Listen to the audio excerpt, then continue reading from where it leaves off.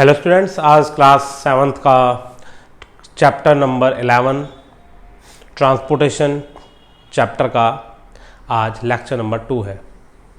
पिछले लेक्चर में हमने पढ़ा कि कैसे ह्यूमंस में ट्रांसपोर्टेशन सिस्टम काम करता है, कैसे ब्लड का सर्कुलेशन होता है, कैसे हार्ट काम करता है, हार्ट बॉडी में ब्लड को पंप करता है, कैसे ब्लड वेसल्स काम करती हैं और कैसे ब्लड अपना काम करता है, ब्लड होता क्या है। आज हम इसका सेकंड टॉपिक पढ़ेंगे जिसका नाम है एक्सक्रीशन। देखिए, एक्सक्रीशन का मतलब होता है रिमूविंग वेस्ट। क्या होता है? Removing waste product, removing waste product from body.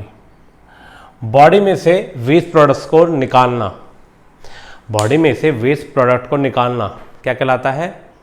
जी हाँ, एक्सक्रीशन। और ऑर्गन्स इन्वॉल्व इन एक्सक्रीशन कौन कौन से हैं? मतलब कौन कौन करता है काम एक्सक्रीशन का? बॉडी में से गंदगी निकालने का काम कौन कौन करता है? तो एक है इसमें किडनी, एक आ जाएगा इसमें हमारा यूरिनरी ब्लैडर, एक आएगा हमारा इसमें यूरेटर और एक आएगा इसमें यूरेथ्रा। तो 4 इंपॉर्टेंट ऑर्गन्स हैं जो हमारे एक्सक्रीटरी सिस्टम में काम करते हैं। इनके बारे में हम एक एक करके पढ़ेंगे। किडनी, जिसको रैनल कहा जाता है। क्या कहा जाता है? रैनल। साइंस की भाषा में क्या होता है? साइंस की भाषा में आपके जो शब्द है, साइंस मतलब बायो की लैंग्वेज में जो आपके ऑर्गन्स के नाम है या किसी भी टर्म्स के नाम है वो अलग होते हैं। एक होता है जनरल नाम किडनी, किडनी शेप होगी एक, जिसको हम, ठीक है, जो एक दाल होती है राजमा, वो शेप होती है। लेकिन एक्चुअल में जो हमारी किडनी होती है उसका नाम होता है रैनल। हॉस्पिटल में आपको रैनल नाम से ही दिखाई देगा। ठीक है, आगे यूरिनरी ब्लैडर, यूरेटर और यूरेथ्रा। तो हमारे एक इस टाइप का एक डायग्राम है, ठीक है, जिसको आप बुक में से देख सकते हैं। ठीक है, और यहां से निकलता है हमारा यूरिनरी ब्लैडर से, यहां पे हमारा निकलता है यूरेटर, यहां पे इकट्ठा हो जाता है हमारा यूरिनरी ब्लैडर में जाके सारा यूरिन इकट्ठा हो जाएगा। और ये रहा यूरेथ्रा। ये क्या है? यूरेथ्रा। ये क्या है? Urinary bladder. क्या है ये? Urinary bladder. यह है यूरेटर और यह है किडनी। क्या है ये? किडनी। और ये है हमारी वो नसें जो किडनी में ब्लड ला रही है, जो क्या ला रही है? किडनी में ब्लड ला रही है। और इनका नाम क्या है? Renal artery.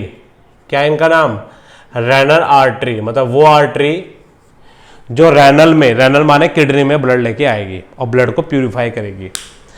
पिछले चैप्टर में हमने पढ़ा था, पिछले टॉपिक में हमने पढ़ा था कि जो हमारा ब्लड है उसके अंदर ही सारी की सारी इंप्योरिटीज पाई जाती है। तो जितने भी उसमें इंप्योरिटीज होंगी वो सारा का सारा ब्लड के थ्रू किसमें जाएगा? किडनी में, और किडनी उसको साफ कर देगी। साफ करने के बाद वो सारा यूरिन आपका इकट्ठा हो जाएगा किसमें? यूरिनरी ब्लैडर में, और यूरिनरी ब्लैडर में यूरेथ्रा के थ्रू वो बॉडी से बाहर। ठीक, चलिए अब हम इसको आगे पढ़ेंगे, इसके फंक्शन पढ़ते हैं हम एक एक करके, किसके फंक्शन क्या होते हैं। देखिए, सबसे पहला आता है किडनी। किडनी क्या होता है? किडनी होता है मेन एक्सक्रीटरी ऑर्गन। क्या है ये? मेन एक्सक्रीटरी ऑर्गन, जो क्या करेगा? रिमूव करता है वेस्ट को।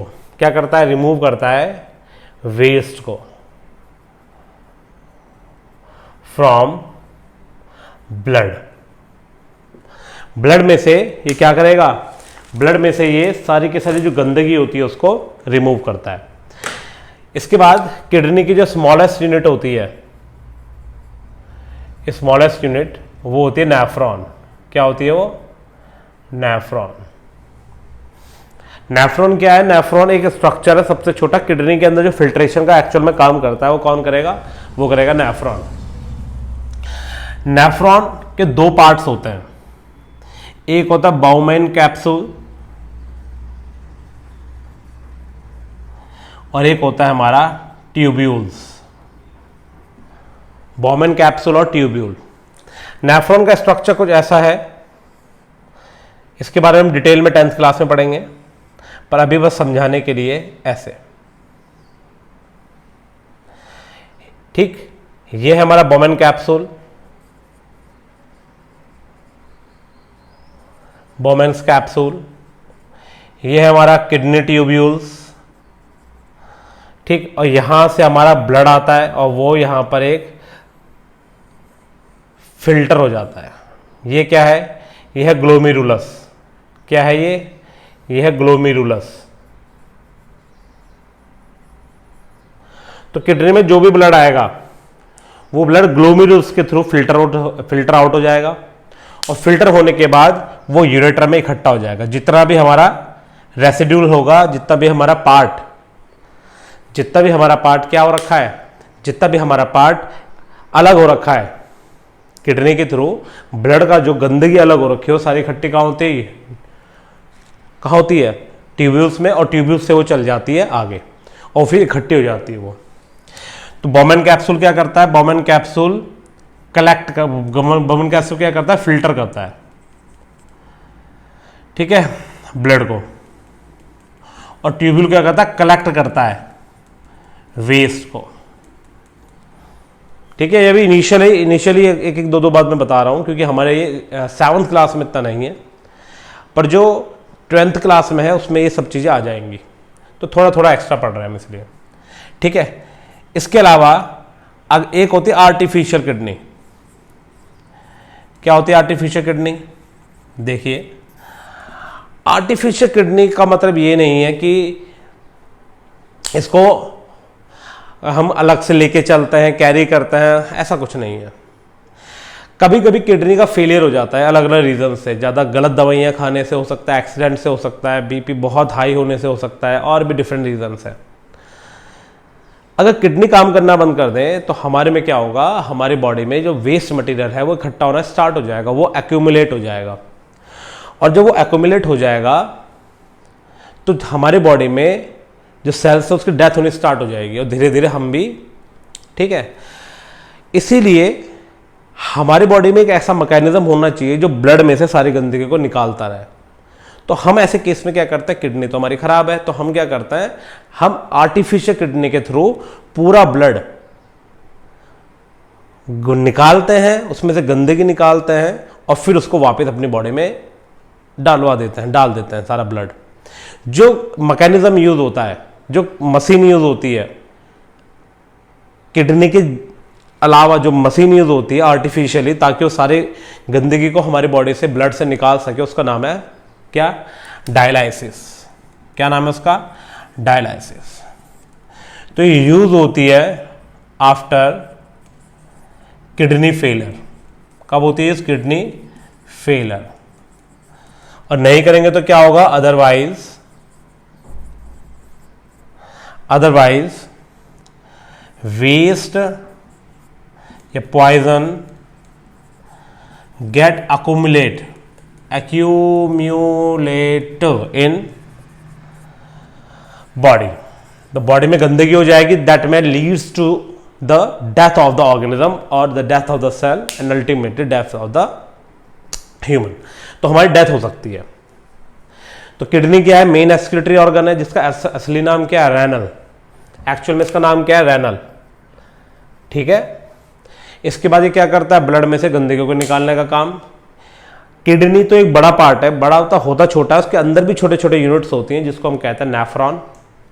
नेफ्रॉन के दो पार्ट होते हैं, बाउमैन कैप्सूल और ट्यूब्यूल्स। बाउमैन कैप्सूल एक टाइप से फिल्टर का काम करता है और ये सारे वेस्ट को कलेक्ट करता है ट्यूब्यूल्स। आर्टिफिशियल किडनी का मतलब है डायलाइसिस। डायलाइसिस एक मैकेनिज्म है जब किडनी का फेलियर हो जाए उस केस में हमें ब्लड साफ करके देगा। ठीक है, एक एक पॉइंट उतारते रहिएगा आप। चलिए वीडियो को पॉज करके उतार लेना। अब किडनी का हो गया। सेकंड नंबर पे हमारे पास आता है क्या? सेकंड नंबर पे हमारे पास आता है यूरेटर। देखिए यूरेटर क्या है?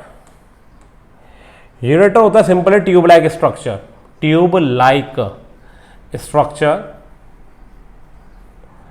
ये कनेक्ट करता है किडनी को किससे?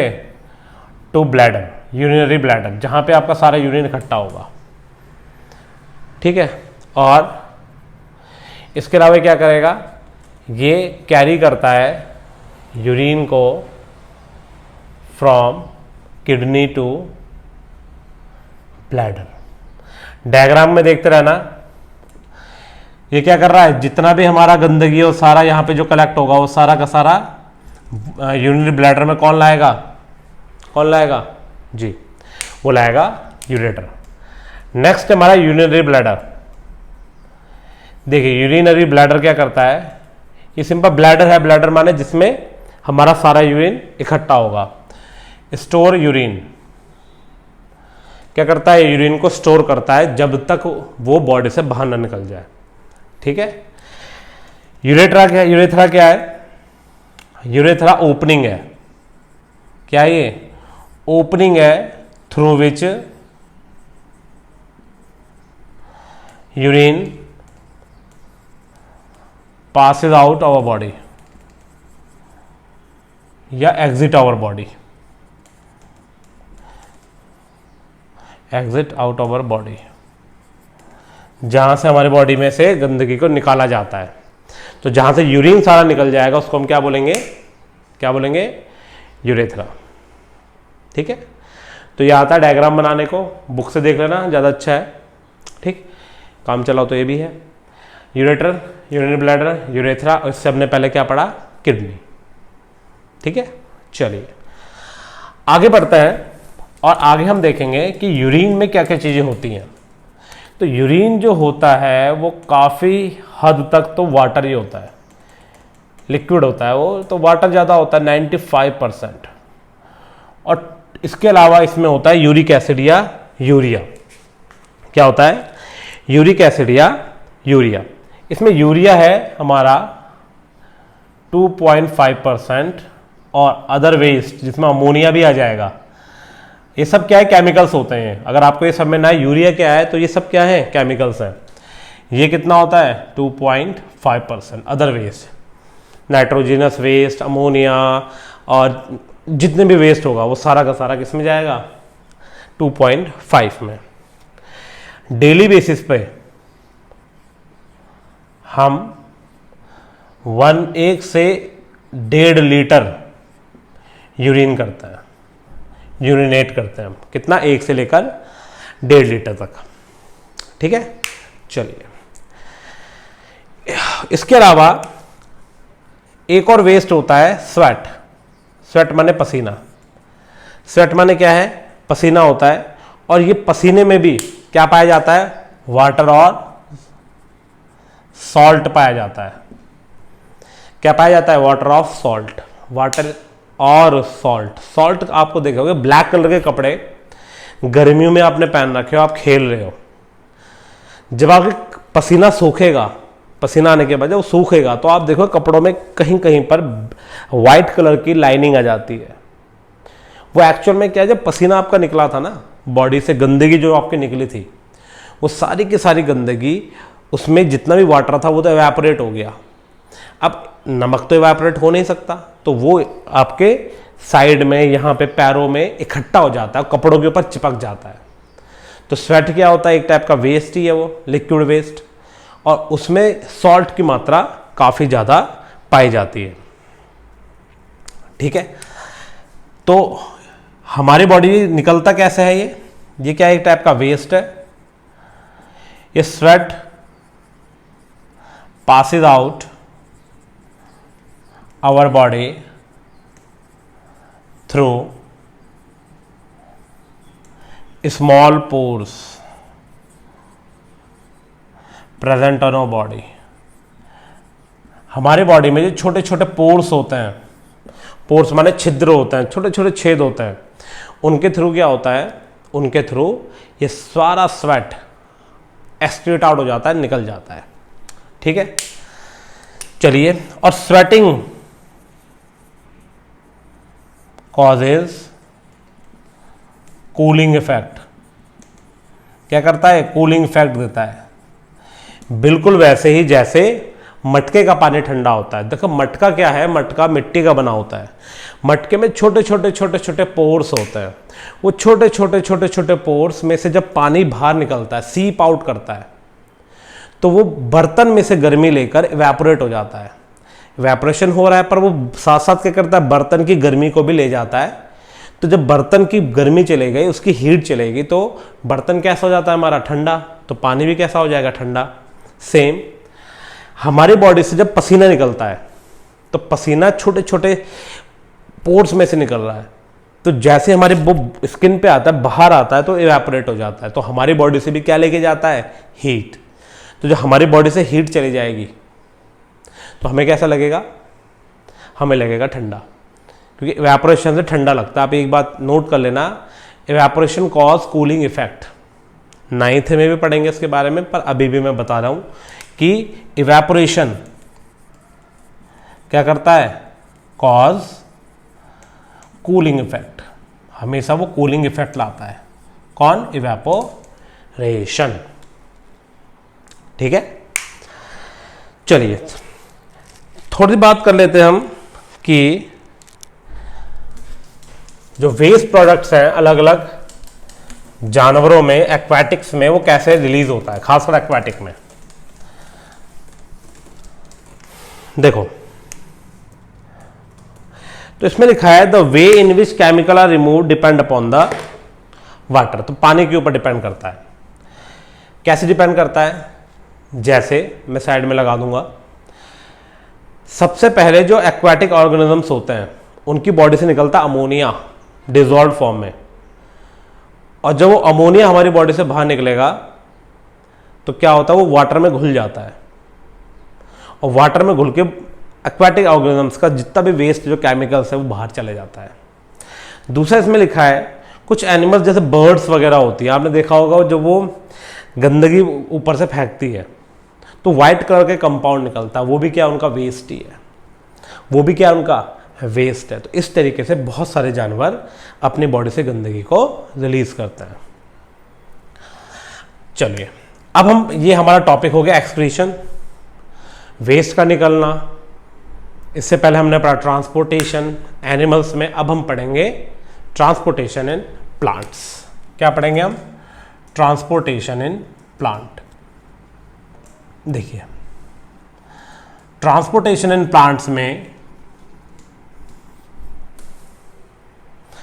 प्लांट्स में जो ट्रांसपोर्टेशन होता है उसके लिए 2 टिश्यू रिस्पॉन्सिबल हैं। तो पहले हम पढ़ते हैं टिश्यू होता ही क्या है। टिश्यू का मतलब होता है ग्रुप ऑफ सेल। क्या होता है? Group of cells performing special function. क्या करता है? कोई स्पेशल फंक्शन करता है। अगर आपकी बहुत सारी सेल मिल जाए, सेल क्या होता है? सेल होता है स्मॉलेस्ट यूनिट ऑफ ऑर्गेनिज्म, हमारी सबसे छोटा पार्ट। क्योंकि हम किससे बने हैं? सेल से। सेल से बनता है क्या? टिश्यू। टिश्यू से बनता है ऑर्गन।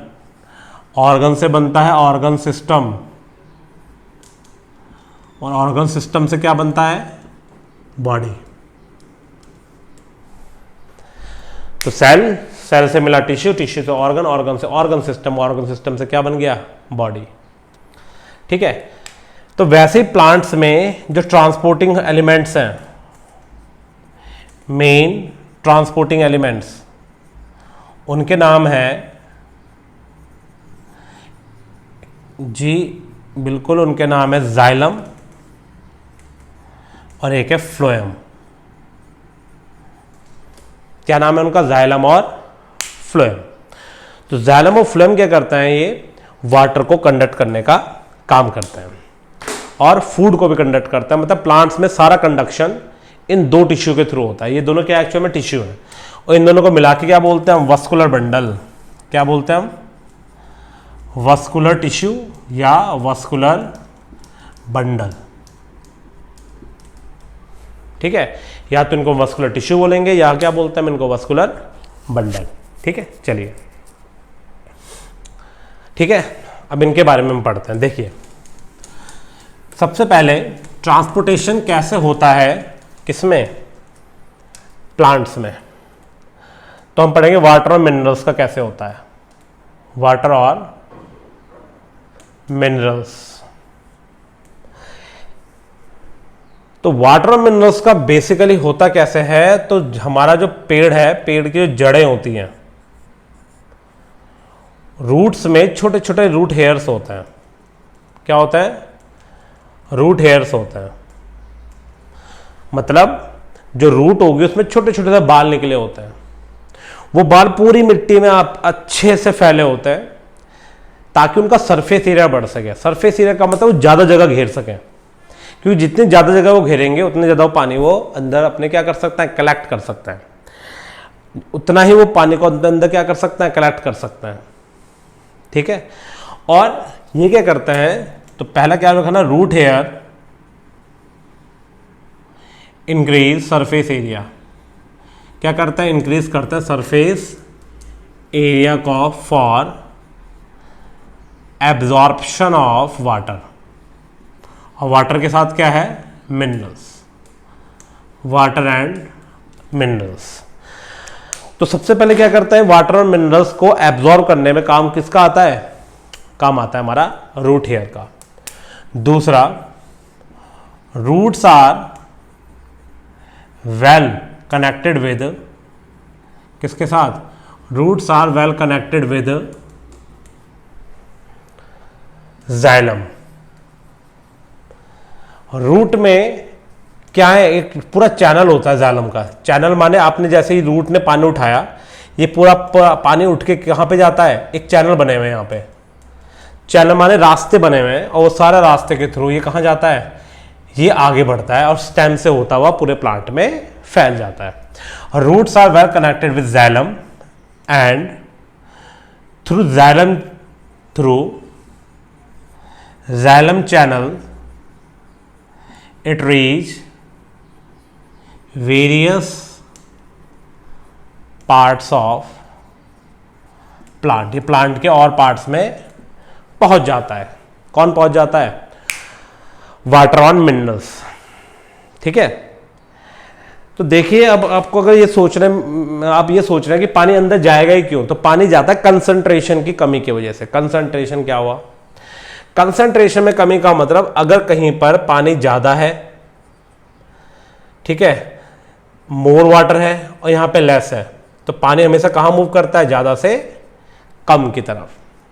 तो ये जो पूरा प्रोसेस है ट्रांसपोर्टेशन का तब होगा जब पानी अंदर कम होगा। तो ज्यादा से पानी कहां चल जाएगा, अंदर। सॉइल में जो पानी होगा वहां से कहां जाएगा, पानी अंदर जाएगा, क्योंकि कंसंट्रेशन माने मात्रा जो है वो दोनों की चेंज हो चुकी है, अमाउंट चेंज हो चुका है। तो वाटर हमेशा मूव करता है ज्यादा से कम की तरफ। तो ये पूरे प्लांट में यहां से पहुंच जाएगा। ठीक है, ओके। इसके अलावा ये तो छोटे मोटे प्लांट्स में हो जाएगा, पर जो बरगद का पेड़ है, इतना बड़ा पेड़ है, वो कैसे करेगा ये सारा काम। इतने बड़े पौधे में क्या इस तरीके से कंडक्शन हो सकता है कि पानी कम है तो पानी अंदर धीरे धीरे धीरे करके आएगा। तो ये पूरा प्रोसेस काम कैसे करता है। ठीक है, तो इसको काम करने के लिए एक स्टेप होता है जिसे हम कहते हैं ट्रांसपिरेशन। ट्रांसपिरेशन का मतलब मूवमेंट ऑफ वाटर फ्रॉम या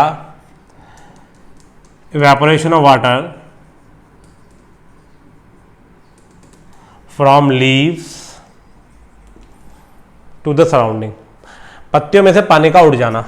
पत्ती में से क्या हो रहा है, पानी लगातार उड़ रहा है।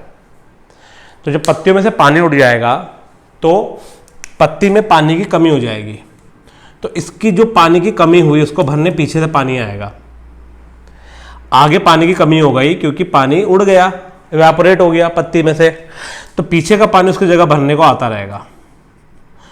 और वो पूरे पेड़ में से पानी को ऊपर की तरफ क्या करेगा, पुश करेगा, क्योंकि एक सक्कन फोर्स लगेगा। क्या फोर्स लगेगा, सक्कन फोर्स या सक्कन पुल लगेगा। जैसे स्ट्रॉ में हम कोल्ड ड्रिंक पीते हैं स्ट्रॉ लगा के, तो हम क्या करते हैं, सक करते हैं अंदर की तरफ, तो हमारा कोल्ड ड्रिंक भी कहां जाती है, अंदर चली जाती है। वैसे इवेपोरेशन ट्रांसपिरेशन की वजह से पानी में एक सक्शन पुल लग रहा है, क्योंकि पानी यहां से लगातार उड़ता जा रहा है, उसकी कमी पीछे से होती जा रही है। पानी लगातार क्या होता जा रहा है, उड़ता जा रहा है, और जो कमी होती जा रही है उसको पीछे से पानी क्या कर रहा है, उसको कंपनसेट कर रहा है। तो पानी लगातार ऊपर चढ़ता रहता है, किसके कारण, एक सक्शन पुल लग रहा है जो ट्रांसपिरेशन की वजह से लग रहा है। ठीक है, तो क्या लिखेंगे हम, transpiration cause suction pull of due to which water move upward. इस तरह पानी कहां जाता है, ऊपर जाता है। इस तरह पानी कहां जाता है, ऊपर जाता है। ठीक है, तो ट्रांसपिरेशन एक बहुत इंपॉर्टेंट तरीका है जिससे पानी जो मूव करता है प्लांट्स में, बड़े बड़े पेड़ में, कहां, ऊपर की तरफ। ठीक, इसके अलावा transpiration also cause cooling effect, also cause cooling effect. वो क्या करता है, कूलिंग इफेक्ट भी करता है। क्या करता है, कूलिंग इफेक्ट। कैसे, पानी जब इवेपोरेट हो रहा है, अभी मैंने इससे पहले लिखवाया था, इवेपोरेशन की वजह से क्या होता है, कूलिंग इफेक्ट। जैसे पसीने में बताया था ना, पसीना निकलता है, हमें ठंडा लगता है, मटके में से पानी जाता है, मटका ठंडा हो जाता है। सेम ट्रांसपिरेशन में भी इवेपोरेशन हो रहा है, पानी उड़ रहा है, तो पत्ती क्या, पेड़ कैसे हो जाएगा, ठंडा हो जाता है। ठीक है, तो पेड़ इस तरीके से वाटर मिनरल्स को लेता है। तो दो इंपॉर्टेंट तरीके हैं, एक तो ये जाइलम वाला सिस्टम और दूसरा ट्रांसपिरेशन। देखो जाइलम जो ट्रांसपिरेशन हो रहा है वो भी जाइलम के थ्रू ही हो रहा है। पानी जो ऊपर चढ़ रहा है उसके लिए जो चैनल बनाए गए हैं वो किसके थ्रू बनाए गए हैं, जाइलम के थ्रू। तो जाइलम ही का सारा काम करेगा ये। अच्छा, अब देखते हैं फूड में कैसा होता है काम। तो ट्रांसपोर्टेशन ऑफ फूड कैसा होता है। तो फूड के ट्रांसपोर्टेशन में जो मेन है, तो main tissue for food transportation is कौन है, फ्लोएम। कौन है, फ्लोएम। फ्लोएम क्या करता है, पत्ती जो बनाते खाना, पत्ती ने यहां पे खाना बनाया, फूड जो ये है फ्लोएम है, ये एनर्जी का यूज करता है इसको आगे की तरफ पुश करने के लिए। क्या करता है ये, इसको पुश करता है आगे की तरफ ताकि ये जा सके कहां पे, एक पार्ट से दूसरे पार्ट में। तो phloem use energy for transporting food, food को ट्रांसपोर्ट करने में मदद करता है। एनर्जी का यूज करके धक्का लगाता है खाने को, बाहर निकल, और जहां तक उसको पहुंचाना होता है वहां तक वो पहुंचाता है। तो phloem use energy for transporting food, एक बात। दूसरी बात, the process of transportation of, the process of transporting क्या, फूड इन प्लांट क्या कहलाता है, इज कॉल्ड ट्रांसलोकेशन। क्या कहलाता है ये, ट्रांसलोकेशन। ट्रांसलोकेशन का मतलब प्लांट्स के द्वारा खाने को एक जगह से दूसरी जगह तक ले जाना। ठीक है, क्या कहलाता है, ट्रांसलोकेशन। ठीक है, इस तरीके से प्लांट्स में खाना और पानी ट्रांसपोर्ट होता है। ठीक है, तो इस लेक्चर में हमने समझा कि किस तरीके से जो एक्सक्रीशन होता है प्लांट्स का, सॉरी एनिमल्स में वो होता है, किडनी उसमें मेन है, और एनिमल्स में और प्लांट्स में ट्रांसपोर्टेशन कैसा होता है। और इससे पिछले लेक्चर में हमने पढ़ा था कि ट्रांसपोर्टेशन इन ह्यूमंस कैसा होता है। ठीक है, इसके अलावा इस चैप्टर के सारे नोट्स मैंने बोर्ड पे लिखवा चुका हूं, आप मेरे सारे वीडियो देख सकते हैं। इसके बाद हम नेक्स्ट चैप्टर स्टार्ट करेंगे